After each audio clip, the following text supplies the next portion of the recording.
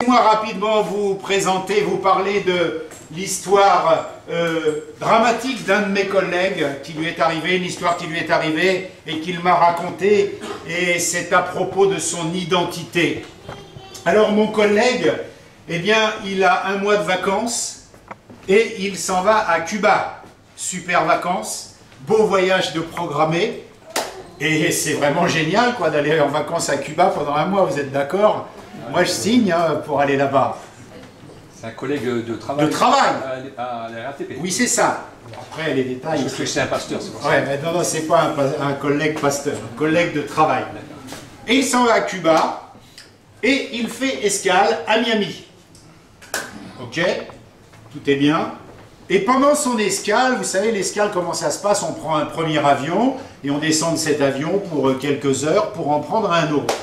Sauf qu'en descendant, eh bien, il voit des hommes, genre les Men in Black, vous savez, en costume noir, lunettes noires, presque marqué FBI là. Ils l'attrapent, ils le prennent à la descente de l'avion et ils l'emmènent dans un bureau. Et là, mon collègue me dit, Eric, waouh, j'ai vécu des moments. Et il me raconte, ils l'ont pris, déshabillé, ils l'ont mis dans un bureau. Ils lui ont amené un dossier avec sa photo. Et ils lui ont dit, on te connaît, on sait qui tu es, qu'est-ce que tu viens faire dans ce pays, on a les preuves, etc. Et ils lui mettent le dossier comme ça. Et lui, il a beau essayer de leur dire, mais non, je suis un tel, on te connaît, on sait qui tu es, on prend tes valises, tu repars pas. Il m'a dit, Eric, je me voyais en combinaison orange à Guantanamo. C'était fini pour moi. C'est bon, ils allaient me mettre la tenue, Guantanamo, en plus c'était un Algérien, bien sûr. Je ne dis pas son nom, bref, on va l'appeler Mohamed pour l'histoire. Il m'a dit, Eric, je partais à Guantanamo, c'était sûr, c'était mort. Et il le garde là pendant, je peux me tromper, mais on va dire 2-3 heures, à le charcuter, à le cuisiner. Dis-nous ce que tu viens faire, pourquoi tu fais ça, etc. Et ça insistait. Et puis, vous savez, ils ne sont pas gentils. Et à un moment, au bout de quelques heures, il était, alors je ne sais pas s'il était tout nu ou en slip, c'est pas très important, mais dans une situation dégradante, vous voyez, pas habillé, face à des hommes qui sont là, en train de vous... Et au bout de quelques heures, il y a un gars qui rentre dans le bureau, il dit des trucs en anglais, ils lui disent, tu peux partir. Pas d'excuses, rien. On t'a pris pour quelqu'un d'autre. Et voilà mon collègue, parce que son avion allait repartir, l'autre, la correspondance, allait repartir rapidement, il traverse l'aéroport avec la chemise là, la valise là, parce qu'il voulait prendre sa correspondance pour finir. Et la honte de sa vie, il monte dans l'avion où tout le monde l'avait vu descendre, attrapé par j'appelle ça les Men in Black, là, vous savez, les policiers, quoi. Puis il rigole pas, hein. Et il remonte dans l'avion avec... mais tout le monde le regardait. Tout le monde flippait, c'est un terroriste, il va nous faire sauter l'avion. Vous voyez? Il n'a pas pu prouver son identité. Il n'a pas pu. Il avait beau leur dire, il ne l'écoutait pas. C'est dramatique. Et ça nous amène ce matin à réfléchir sur le sujet, sur le thème de notre identité. Le thème de notre identité. Parce que cette histoire-là, techniquement, dans le terrain de la vie, peut nous arriver. Mais aux yeux de Dieu, et c'est là que c'est important pour nous ce matin, aux yeux de Dieu, c'est impossible. Pourquoi c'est impossible? On va le voir, parce que pour Dieu, il n'y en a pas deux comme toi. On ne peut pas te confondre avec quelqu'un d'autre, c'est pas possible. Pour Dieu, tu es Albert. Il n'y en a pas deux. Pour Dieu, tu es celui-là. Personne ne peut usurper ton identité spirituelle. Amen. Personne ne va dire « je me fais passer pour lui ou pour elle ». Aux yeux de Dieu, ça ne marche pas. Mon identité, elle est unique. Personne ne peut me la voler et je ne peux pas être pour Dieu accusé pour un autre. Vous êtes d'accord? Je ne vois pas le jour, on arrive devant le Seigneur, bah tiens, tu vas payer pour lui. Non, non, non, non, non, Dieu est juste. On n'a qu'une identité en Christ. On n'a qu'une identité en Dieu. Et ça, c'est important. Parce que l'histoire de mon collègue Je peux vivre la même chose aussi en allant en voyage, mais spirituellement, c'est impossible. Et ça nous amène à réfléchir à cela. Spirituellement, mon identité, je voudrais que ce matin, et je sais que Dieu veut nous bénir dans ce domaine-là ce matin, à propos de notre identité en Christ, à propos de notre identité spirituelle. Et nous allons repartir de ce lieu, si nous sommes réceptifs à la parole de Dieu, avec 3 façons de nous aligner sur l'identité que nous avons en Jésus-Christ, sur l'identité que nous avons en Dieu. Je dirais, nous allons le vivre de manière à fuir Galates 4. Qu'est-il écrit dans Galates 4? On va le voir ensemble. Parce qu'il faut fuir cela. Est-ce que tu peux le mettre, Urgie, avant que je l'aie?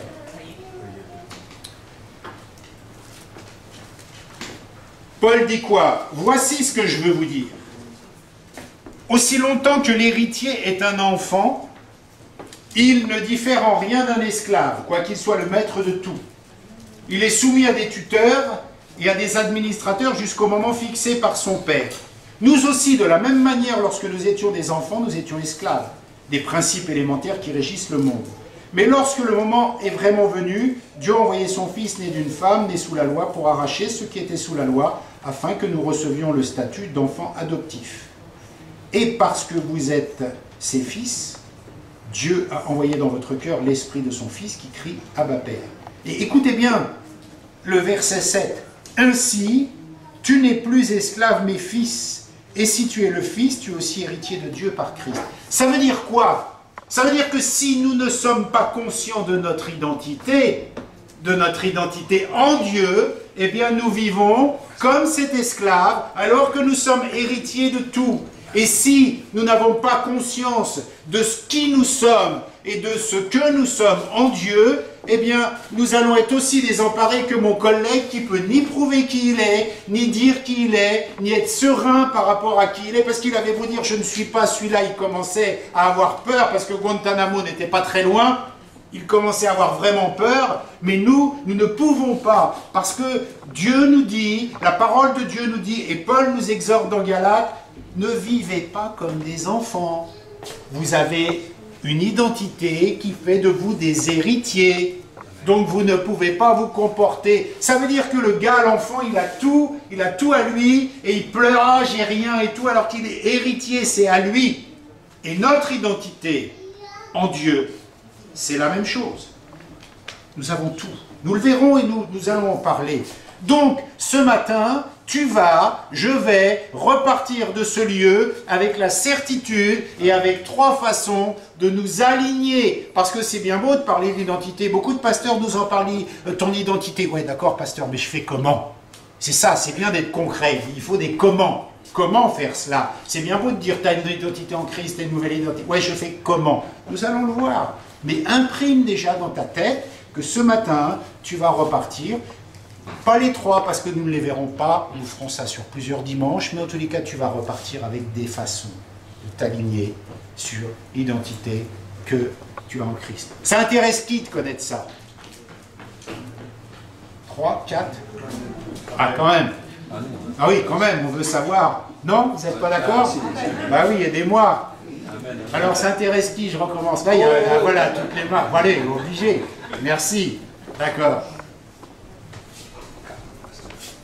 Je suppose que on a tous dans la vie été confrontés à ce genre de situation, à des échelles différentes, des problèmes d'identité, des problèmes de papier, des problèmes de contrôle, on n'avait pas les papiers, on ne pouvait pas prouver, problèmes de perte de papier, vous voyez tout ce genre de problèmes. Je pense qu'on a tous été confrontés à ça. Mais on va aller plus profondément. Une crise identitaire, c'est-à-dire de ne plus savoir qui on est. Une crise identitaire, ça a des conséquences dramatiques. Ça crée des troubles psychologiques importants, vraiment importants. On est perdu. Il se peut que d'un seul coup, des éléments de la vie fassent que je ne me reconnais plus moi-même, ou je ne reconnais plus ma femme. Bien souvent avec nos enfants, nos ados, on ne reconnaît plus nos enfants. On ne reconnaît plus ceux avec qui on vit. Il y a de véritables problèmes, des troubles. Il y a des moments comme ça. Et si nous n'avons pas la certitude de cette identité-là, ce sont des drames. Et les plus grands psychotiques, enfin les plus grands, il y a d'autres formes de psychose, mais les plus grands détraqués mentaux, pardonnez-moi l'expression que j'emploie, sont aussi des gens qui ont des troubles d'identité. Ils ne savent plus qui ils sont, ou ils sont plusieurs personnes ou plein de personnes. C'est dramatique. Ça amène à la folie de ne plus savoir qui nous sommes. C'est quelque chose qui est vraiment très dur. Et vous voyez, il ne faudrait pas devenir des chrétiens sans papier. Et bien sûr, pas ici. Hein. Il y a énormément de chrétiens qui sont sans papier, sans identité. Ils ne savent pas qui ils sont.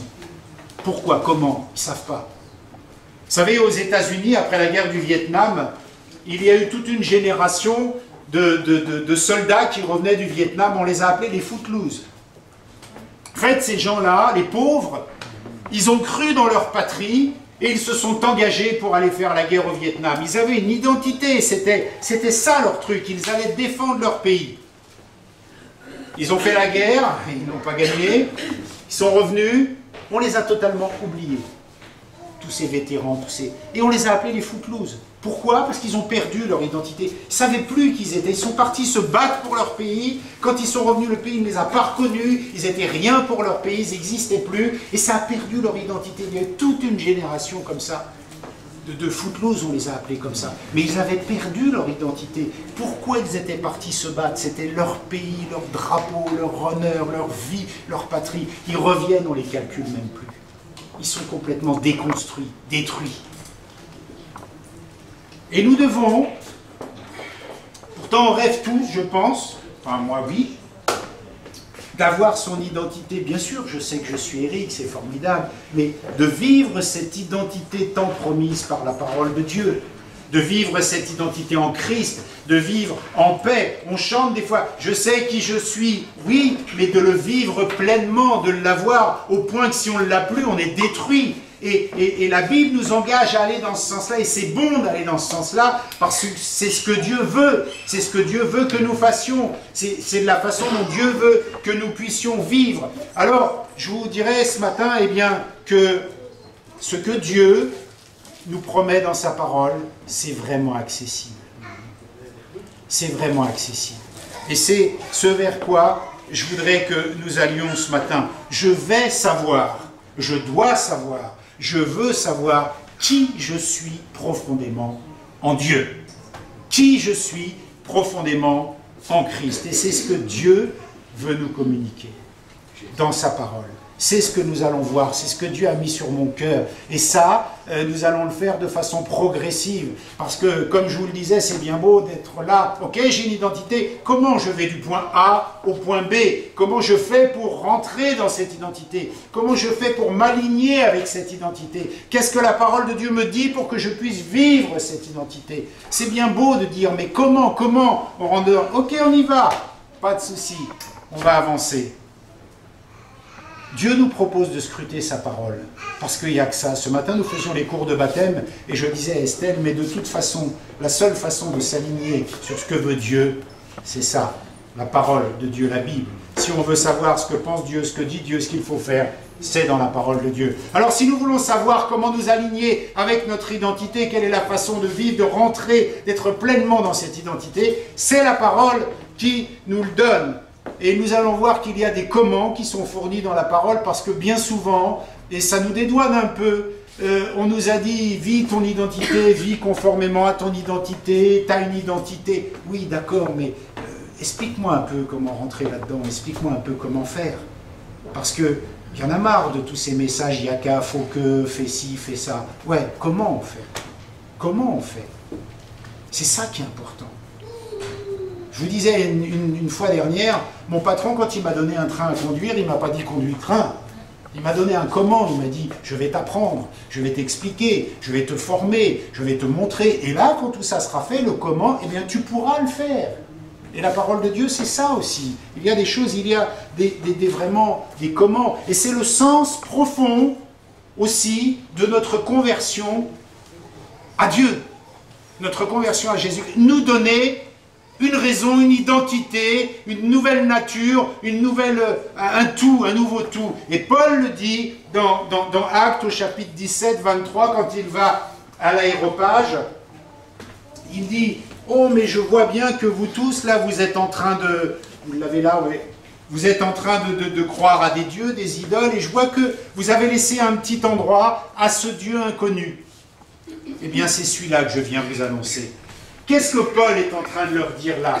Il leur dit, vous savez, il y a comme un vide au fond de vous parce que vous avez laissé une place à autre chose, à croire autre chose. Eh bien, vous avez bien fait, parce que ce vide-là, je viens de combler. Dans toutes vos idoles, toutes vos croyances, il y a un vide. Eh bien, c'est bien, parce que le vide, c'est que vous n'avez pas trouvé votre identité. Vous ne savez toujours pas qui vous êtes, pourquoi vous êtes sur terre, qui est Dieu, ce qu'il a fait, pas fait. Et voilà, je viens vous apporter ça. C'est de connecter avec notre identité, le but de la parole de Dieu et de la rencontre avec Jésus-Christ.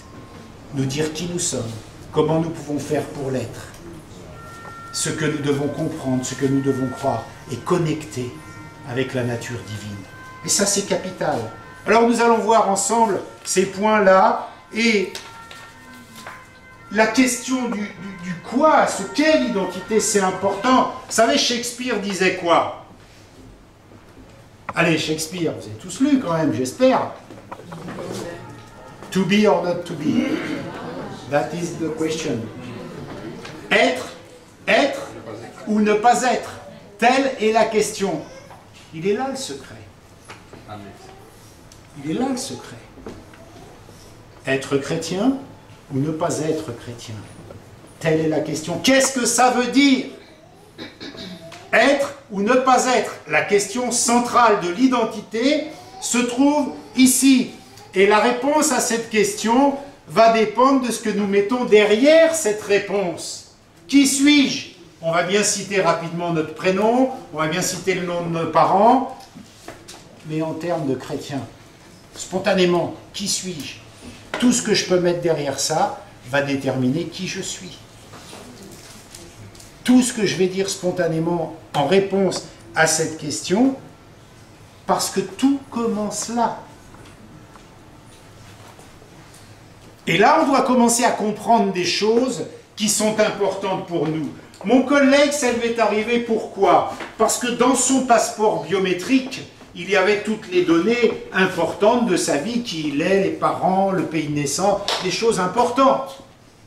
Et aujourd'hui, on voit que la biométrie, le qui suis-je digital, c'est vraiment, on sait qui on est par rapport à quelle odeur on a, quel ADN on a, quelle empreinte on a, notre rétine est unique, on sait que, voilà, on se reconnaît. Eh bien, sachez, et sachons ensemble que nous, notre biométrie, elle vient de là-haut. Elle vient du ciel. Et ça, c'est capital. Parce que la base de données dans laquelle on va chercher notre identité spirituelle, elle est dans le livre de vie là-haut. Amen. Ça veut dire quoi? Ça veut dire que l'étymologie profonde de ton nom, de ton identité, tu ne vas pas la trouver dans un dictionnaire. Tu ne vas pas la trouver dans le grec, dans l'hébreu, parce qu'elle est dans le livre de vie.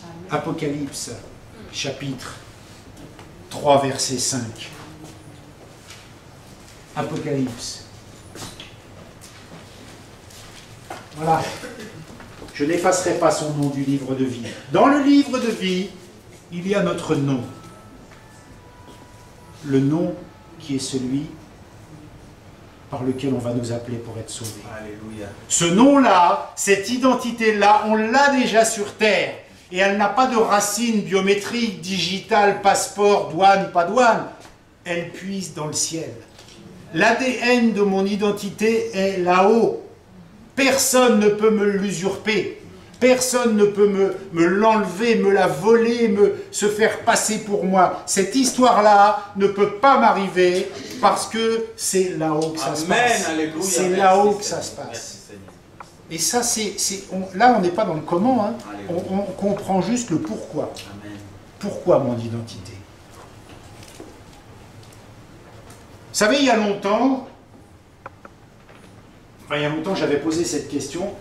Dans mon métier, j'ai malheureusement l'occasion de voir des gens se jeter sous mon train, ou sous les trains. Et nous avions une discussion, je ne me souviens plus, je crois que c'était un psychiatre ou un psychologue ou quelqu'un, je ne sais plus. Et en fait, il nous expliquait, parce qu'on ne comprenait pas pourquoi les gens se jetaient. Bon, ça on peut le comprendre, mais en fait, il n'y avait jamais de SDF qui se jetait. Jamais, excusez-moi, on va faire... On voyait le gars, là, depuis 20 ans, il buvait du rouge, il était assis, il n'avait plus de vie, quoi. Bon, lui, à la limite, on pourrait... je cautionne pas, attention, hein, on pourrait comprendre qu'il veuille se supprimer parce qu'il n'a plus rien. Et le gars nous répond, eux, non, jamais ils se suicideront. Pourquoi? Et il nous explique que ils n'ont pas de projection d'avenir, ils n'ont plus cela. Donc, pour se suicider, il faut projeter l'avenir. Eux ne le projettent pas, ils vivent à l'instant T, donc il n'y a pas de drame pour eux. Vous voyez ce que je veux dire? En fait, quelqu'un qui va penser à se détruire, c'est parce qu'il réfléchit à sa vie future, il va dire, oui, c'est plus beau ce qui m'attend devant. Eux, ils n'ont plus cette notion-là. Ils n'ont plus une notion de demain, après-demain, ils ne se projettent pas. Donc finalement, ce n'est pas compliqué. Et on a dit, ok, on comprend. Mais nous, on a un futur. Nous, on a une projection. Nous, on a quelque chose qui doit nous tenir. On a quelque chose qui doit... alors je ne vais certainement pas me supprimer. Parce que ce qui m'attend, c'est important. Mais c'est important, ça nous permet de comprendre les gens. On est ce que nous disons que nous sommes. Les gens vont se déterminer par rapport à leur métier, leur rang social, leur collectivité, leur culture, leur peuple. Mais le croyant, qu'est-ce qui l'identifie? C'est la parole de Dieu. C'est ce que la parole de Dieu dit qu'il est. C'est ça ce qui l'identifie, c'est rien d'autre. Alors j'ai relevé, bon, je vais vous en lire quelques-uns, je ne vais pas tous les lire, j'ai relevé des versets de la parole de Dieu qui nous disent qui on est. Je vais les citer vite, pas de panique. Si vous en avez besoin, je vous les donnerai. Ce n'est pas la peine de crier, tu vas trop vite. Mais ça nous permet de voir ce que la parole de Dieu dit. Je suis élu et bien-aimé. Colossiens chapitre 3, verset 12. Je suis saint et justifié. Éphésiens chapitre 4, verset 24. Je suis réconcilié avec Dieu. 2 Corinthiens chapitre 5, verset 19. Je suis né de Dieu et Christ demeure en moi. Jean 15, 4. Je suis membre du corps de Christ. 1 Corinthiens chapitre 12, 27. Je suis héritier. Nous l'avons vu dans Galates chapitre 4. Je suis un enfant de lumière. Ça, c'est la parole qui te donne ton identité, là. 1 Thessaloniciens chapitre 5, verset 5. Je suis le temple du Saint-Esprit. Si jamais nous avions des difficultés à savoir qui nous sommes, voici quelques éléments. Je suis l'ami de Christ. Jean chapitre 15, verset 15. Alors ça c'est important, nous avons aussi du mal à le réaliser. Je suis un pèlerin sur cette terre. Ça veut dire qu'il ne faut pas trop s'attacher parce qu'il y a autre chose. 1 Pierre chapitre 2, verset 11. Je suis citoyen du ciel. Citoyen du ciel. Philippiens 3, 20. Paul dit, je suis ce que je suis par la grâce de Dieu. 1 Corinthiens 15, 10. Et enfin, je termine, il y en a d'autres, mais bon. Je serai comme Christ quand il reviendra. 1 Jean, chapitre 3, versets 1 à 2. Voilà ce que la parole dit que nous sommes. Et voilà, avec d'autres versets que je n'ai pas cités, notre identité. Et voilà ce que nous devons dire que nous sommes. Et voilà ce qui détermine qui nous sommes. Ça, c'est ce qu'on appellerait des versets ressources. Le jour où tu as un trouble d'identité, le jour où tu ne sais plus qui tu es, ou comment bien te positionner dans la parole de Dieu, tu as des versets ressources dans la parole de Dieu qui te disent exactement qui nous sommes, qui tu es. Exactement, précisément. Alors on va avancer, d'accord? Maintenant nous allons rentrer dans le comment. On a compris ce qu'était l'identité, l'importance de l'identité. On va rentrer dans le comment le faire, comment vivre, comment rentrer dans notre identité en 3 points. Alors il y aura 3 P, aujourd'hui on n'en verra qu'un. Et le premier P, eh bien c'est celui que j'ai dit de proclamer qui nous sommes. Et proclamer, c'est pas bêtement répéter des choses comme une machine, c'est proclamer parce que nous en sommes convaincus, parce que nous voulons le vivre, et parce que si nous le répétons, eh bien notre cerveau va l'enregistrer. Nous avons passé la majorité de notre vie avant de nous convertir à proclamer des choses que nous étions, et il faut maintenant que notre cerveau s'habitue à l'enregistrement de nouvelles choses que nous sommes. Donc nous devons proclamer cela. Et vraiment important, je ne vous dis pas ça comme une méthode, mais je vous dis ça parce que Dieu l'a fait lui-même. À la question « Qui es-tu » dans Exode, verset 3, chapitre 14, vous connaissez tous, c'est l'épisode du buisson ardent. On a notre Moïse qui s'approche d'un buisson qui semble brûler et ne pas se consumer. Et en gros, il dit « Mais qui es-tu » Et Dieu répond « Je suis celui qui suis. » Amen. Dieu décline son identité, il dit qui il est. Il répond très clairement, sans ambiguïté, « Je suis celui qui suis. » Dieu lui-même donne qui il est, dit qui il est, décline son identité. Et c'est un principe que nous devons appliquer. Il a dit « Je suis Dieu, je suis éternellement Dieu, je serai toujours Dieu, et mon je suis engloupe tous les je suis Dieu. » Il le fait, il le dit, sans ambiguïté. Donc notre Dieu, notre Créateur, notre Maître fait ces choses-là. Nous devons donc passer par ce chemin-là et décliner son identité. Il lui dit « En plus Moïse, maintenant, tu sais quoi? Tu vas aller voir Pharaon. » T'as un problème, Pharaon c'est le plus grand puissant de toute la terre à l'époque quand même. Et tu vas aller lui dire, mon Dieu, il m'a dit que tu vas laisser sortir les esclaves d'Égypte. Oui, d'accord. Et quand il va te dire, en gros il va dire comme les jeunes, mais t'es qui toi? Eh ben, je viens de la part de je suis. Voilà. Prends ça dans ta musette et ne discute pas. C'est je suis qui m'envoie. Il avait tout dit. Il a décliné. Qui c'est ton Dieu qui m'envoie? C'est je suis. Il a donné son identité. Il a dit qui il était. Et cette identité-là, c'est vraiment quelque chose de capital dans la parole de Dieu, quelque chose que l'on doit bien intégrer parce que les anges aussi doivent répondre de leur identité aux questions quand il y a des rencontres avec des anges. Qui tu es? Regardez dans Juge, chapitre 13, verset 17. Il dit à l'ange, quel est ton nom? Il lui demande, tu t'appelles comment? T'es qui toi? Et il donne l'identité. Mes amis, même les démons déclinent leur identité. Parce qu'ils affirment leur position dans le camp où ils sont. Ils disent qui ils sont. Jésus, à Gadara, dans Luc, chapitre 8, verset 30. Qu'est-ce qu'il dit? Je vais vite, hein, je m'excuse Virginie.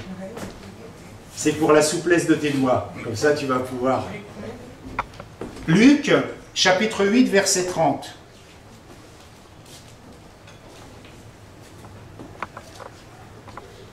Jésus lui demanda, parle aux démons là, hein, quel est ton nom? Comment tu te nommes? Quelle est ton identité? Et il lui dit, je suis Légion. Il répond, il se positionne.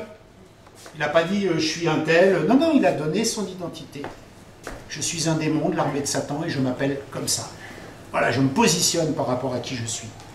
Alors nous aussi, nous devons répondre de notre identité à la question qui je suis. Et nous devons savoir que le derrière qui je suis, ce que nous mettons derrière ce qui je suis va tout déterminer et qu'il nous faut absolument avoir une identité. Parce que la parole de Dieu dans Job chapitre 30 verset 8 parle d'un fou sans identité. Quand on n'a pas d'identité, on est fou.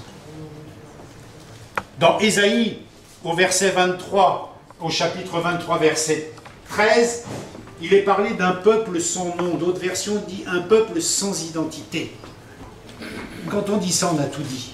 Si tu n'as pas ton identité, si tu ne sais pas qui tu es, si tu ne sais pas l'affirmer, si tu ne te réfères pas par rapport à l'identité que tu as, tu es comme un fou. Et on voit que ne pas avoir d'identité crée des troubles de folie. Et le croyant ne peut pas. Alors aujourd'hui, on a la mode des sans-églises fixes, chez les croyants, mais on a aussi maintenant cette mode des sans-papiers. Ça veut dire des croyants qui n'ont pas leur identité. Alors c'est terrible, ils n'ont plus d'église et plus d'identité. Sans église fixe et sans papier. C'est pas ce que dit la parole de Dieu. Elle nous demande d'avoir une identité, de la décliner, de se positionner avec cette identité. Et c'est pas je me positionne en fonction de ce que j'ai envie d'être ou je copie la personnalité d'un autre. Je me positionne en fonction de ce que la Bible dit que je suis. Amen. Imagine quand on te demande quitter en Jésus-Christ, ça doit sortir d'un seul coup. Si vous le faites, ça peut demander du temps. Moi, je suis ouais, non. C'est important. Parce que l'identité, vous savez, on a grandi avec cette espèce d'idée que, bon, tu t'appelleras Bertrand et tu seras fils d'eux, et on grandit comme ça, on pense même pas que notre identité, eh bien, elle peut évoluer, parce qu'on est des êtres vivants, elle peut changer. Non, je suis ça, on m'a dit que je ferais ça, je ferais comme ça, et puis j'ai cette identité pour la vie. Vous savez, quand on parlait des pensées un peu négatives, bah, t'es mauvais, bah, tu resteras toujours mauvais, voilà, on adopte des choses comme ça, on en a assez parlé, des pensées, on va pas revenir dessus, mais voilà, et on a très peu de réflexes de dire, mais attends, je peux changer d'identité, je peux ne pas être celui qu'on dit que je suis, parce que je dois me positionner en fonction d'autre chose, en fonction de ce que j'ai envie d'être, en fonction du choix que j'ai envie d'être, et forcément, c'est pas j'ai envie d'être une star, mais c'est j'ai envie d'être un enfant de Dieu, et la parole de Dieu dit ça, alors je suis ça. Je choisis d'être ça. Je détermine d'être ça. Et ce n'est pas des mauvais choix, c'est des choix qui sont conformes à la parole de Dieu. Et là aussi, on doit adapter toute notre façon de penser à la possibilité que notre identité peut évoluer, peut changer, et qu'on doit absolument faire un choix par rapport à ça. Et le choix, ce n'est pas de partir dans toutes les directions. Ce sont des choix qui sont ceux que la Bible nous dit de faire. Qui es-tu? Je suis celui qui suis. Va le dire à Pharaon. Wow. Qui es-tu? Je suis Légion. Wow. On décline son identité. Il faut faire ce travail-là, de réfléchir à qui nous sommes en Christ. Mais ce n'est pas juste de réfléchir, c'est de commencer à l'intégrer, à le vivre, à l'expérimenter, à ce que ça devienne une réalité dans notre vie. Je vais vous raconter une autre histoire. L'histoire d'une jeune Roumaine. C'est l'histoire que j'ai tirée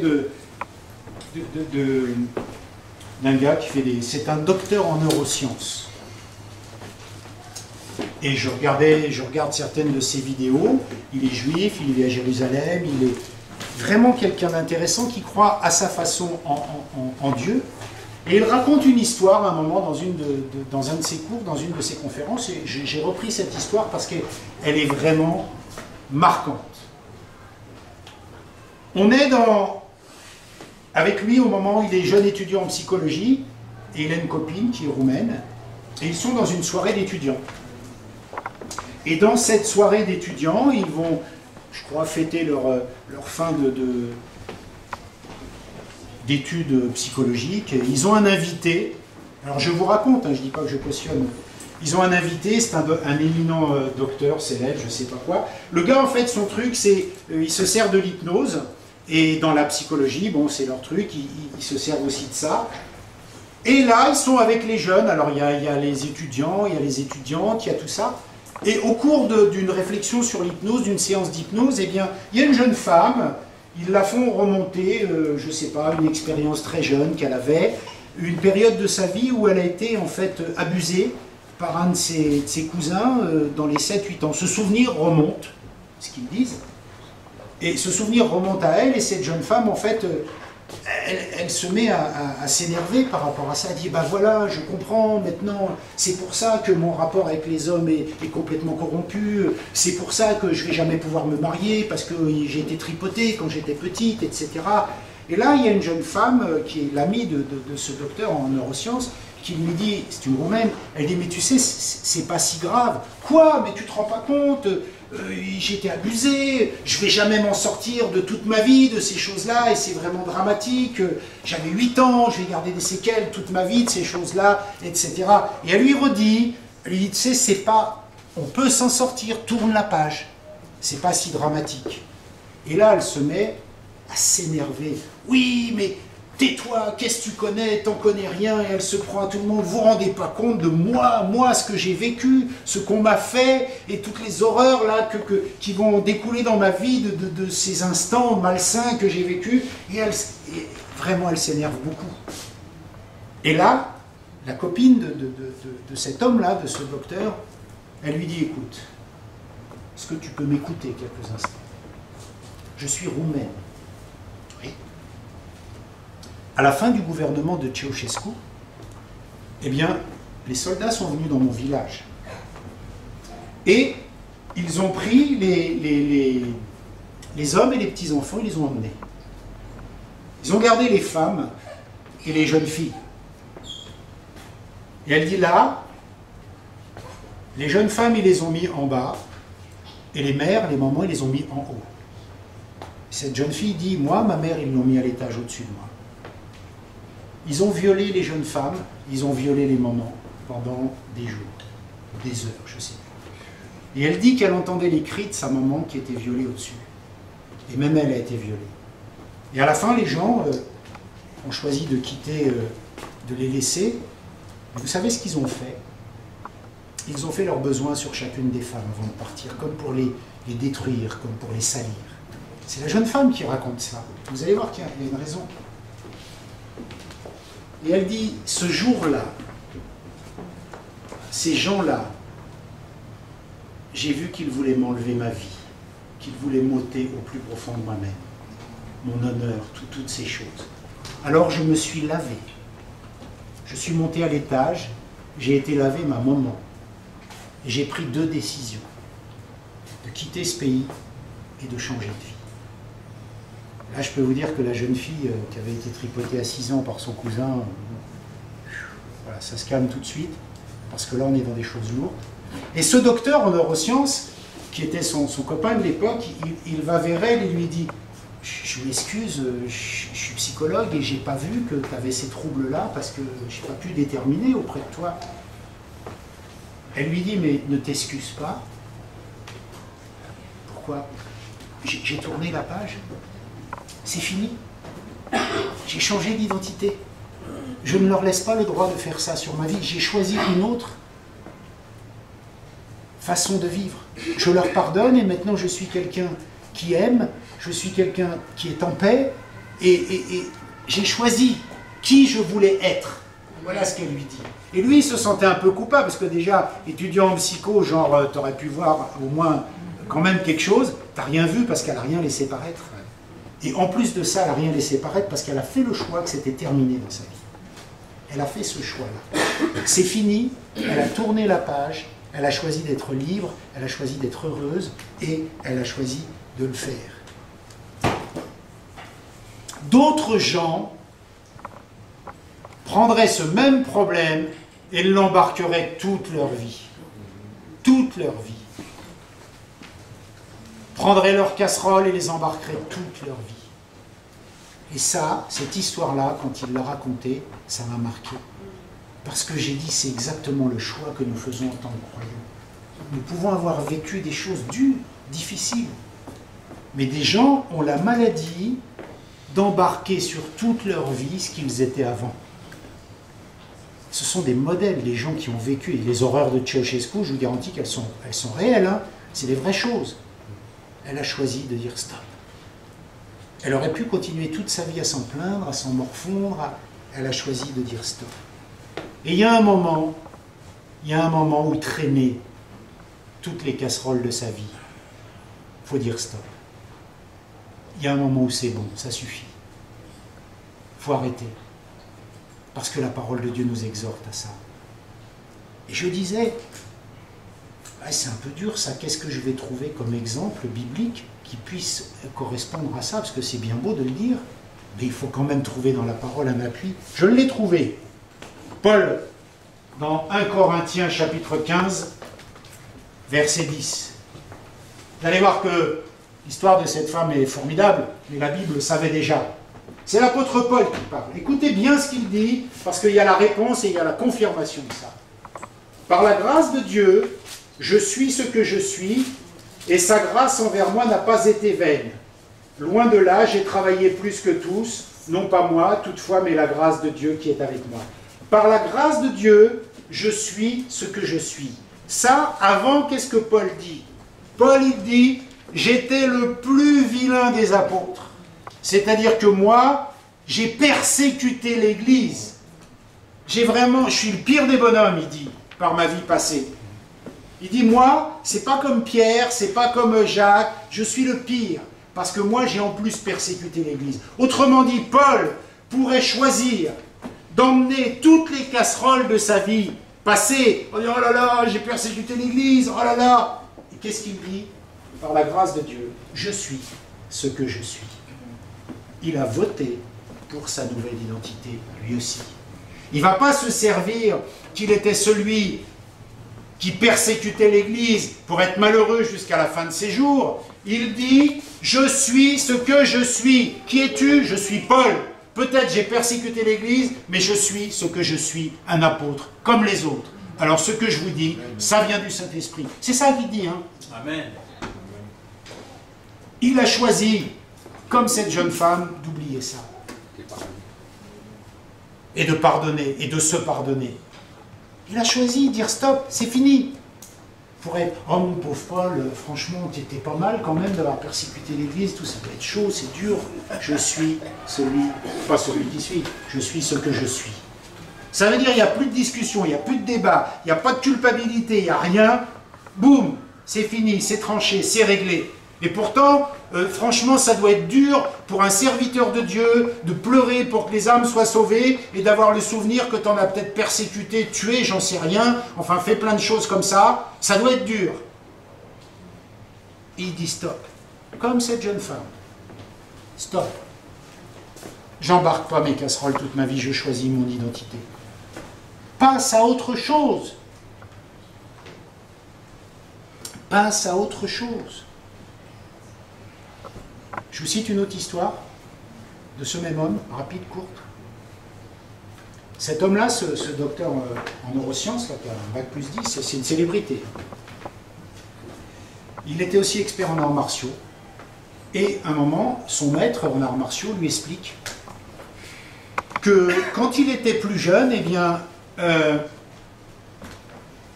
il a un bébé avec son épouse. Ils sont dans la joie, formidable, une naissance, etc. Et 15 jours après, le bébé meurt. Mort du nourrisson, mort subite. Donc une quinzaine de jours après, le bébé décède. Et ce prof, qui est un expert en arts martiaux, il a un maître en fait, et il va le voir, il lui dit, mais écoute, je comprends pas, je suis quelqu'un de bien, je suis gentil, je fais rien de mal, pourquoi ça m'arrive? Pourquoi ça m'arrive? Et son maître de l'époque, qui était quelqu'un de respectable, il lui a dit un truc très dur, qui semble dur. Il dit, écoute, tu rentres chez toi, tu prends les photos, tu déchires tout, tu oublies tout, tu passes à autre chose. Il explique que sur le coup, il dit, quand même c'est dur, quoi, c'est affreux de dire des choses comme ça. Et avec le chemin, il dit plus tard, il dit, c'est le plus grand service qu'il m'ait rendu, de lui dire ça. Il a écouté cet homme parce que pour lui, cet homme était respectable dans son univers à lui, c'était quelqu'un en qui il pouvait avoir confiance, il lui a fait confiance, il a fait ce qu'il a dit. Il est passé à autre chose. Si des gens qui ne connaissent pas Dieu peuvent le faire, quand Jésus-Christ nous dit à nous, passe à autre chose, ah non mais Seigneur, c'est trop dur, ce que...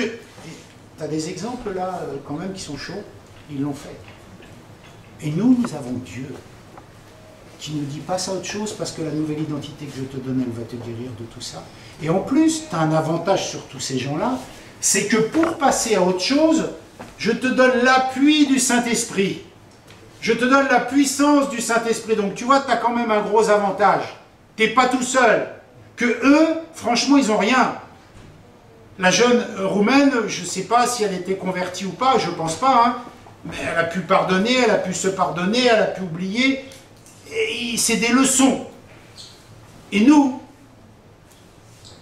Christ vient donner sa vie pour nous dire passe à autre chose, et pour que tu le fasses, je te donne la puissance de l'Esprit, et on continue à galérer sans identité. Parce que même Christ l'a fait, ça. À un moment, il est passé à autre chose lui-même. Et de deux façons. Il était Dieu auprès de Dieu, il n'a pas vu comme une proie arrachée de devenir homme pour souffrir. Il est passé à autre chose. Il a fait ce choix. À un moment, quand il était homme et qu'il devait passer à la croix, il aurait pu faire le choix de dire non, il est passé à autre chose. C'est dur de laisser une vie où il était en forme, où il était bien, pour être crucifié, torturé, maltraité. Il l'a fait. Et nous, la Bible nous demande de pouvoir faire ça. Et en conclusion, je voudrais qu'on garde vraiment sur le cœur ce matin, on peut perdre ses papiers, mais on ne peut pas perdre son identité. On peut perdre nos papiers, ça va nous coûter 100 € pour un timbre pour refaire, on ne peut pas perdre notre identité. On ne peut pas la perdre. De chrétien, je parle, hein. On ne peut pas la perdre. Et je vous propose un exercice pour conclure. La semaine prochaine, nous verrons, là nous avons eu le premier P, première lettre P de proclamation. Les 2 autres semaines, nous verrons les 2 autres P. Je vous propose un exercice. Parce que c'est comme ça que ça s'imprègne en nous aussi. Si vous le voulez bien, parce que de tous les exercices que je propose, je n'ai pas beaucoup de retours, mais je le propose quand même. Vous allez prendre une feuille de papier, pas aujourd'hui, là, pas tout de suite, mais quand vous allez rentrer, si vous le voulez. Et vous allez noter sur une feuille vierge, toute seule, tous les anciens je suis, quoi. Tout ce que vous étiez, et ce que vous ne voulez plus être. Sur une feuille. Et sur une autre feuille, vous allez noter tous les je suis conformes à la parole de Dieu. Si ça s'arrêtait là, ça ne représenterait pas un grand intérêt. Ces feuilles-là, vous allez les plier, vous allez les garder sur vous, si vous n'avez pas tout en tête. Et pendant quelques mois, vous allez lire, chaque fois que vous aurez un souci, une difficulté, qui je suis. Ça s'imprime dans notre cerveau. Ça s'imprime dans notre esprit, ça s'imprime dans nos émotions. La majorité de notre vie, nous avons eu plein de je suis qui ne sont pas bons, qui sont de notre vieille nature. Donc il faut du temps pour que la nouvelle nature s'imprègne de ça. Amen. Mais on ne va pas finir là. Parce que la répétition, c'est la mère de l'apprentissage. Et nous sommes faits comme ça, c'est la répétition qui nous forme. Et quand ça ne va pas, on prend ces je suis. Et on les lit, on les proclame. Qui es-tu? Je suis. La confession a une puissance. La verbalisation a une puissance. Le fait de dire a une puissance. Ça crée quelque chose. Et au bout d'un moment, on prend la feuille qui reste des anciens je suis et on la brûle. Pourquoi? Parce que le feu, c'est purificateur. Le feu, c'est le feu du Saint-Esprit. Alors j'ai voulu aussi chercher un exemple dans la Bible. Il fallait faire des choses comme ça, qu'autrement on dirait que ce sont des prédications qui ne sont pas appuyées sur la parole de Dieu. Actes chapitre 19, verset 19. Et un certain nombre de ceux qui avaient exercé les arts magiques, ayant apporté leurs livres, les brûlèrent devant tout le monde, et on en estima la valeur, les brûlèrent devant tout le monde. Mais Eric, ça n'a rien à voir entre mon papier que je note et des livres occultes. Eh bien si, ça a quelque chose à voir. Parce que les pensées de ton ancien je suis, celles qui te limitent, qui te détruisent, qui t'abîment, qui te fatiguent, qui te salissent, ce sont des pensées occultes quelque part. Ce ne sont pas des pensées qui appartiennent à Dieu. Et comme on a choisi notre camp, soit on est ce que Dieu dit, soit on est ce que notre vie passée ancienne nous dit. Notre vie passée, elle nous donne des pensées qui ne sont pas celles qui sont notre nouveau je suis, alors on les brûle, comme ils l'ont fait là, par la puissance de Dieu. Au nom de Jésus, je suis cette nouvelle personne. Ça peut aider, vous n'êtes pas obligé de le faire. Hein.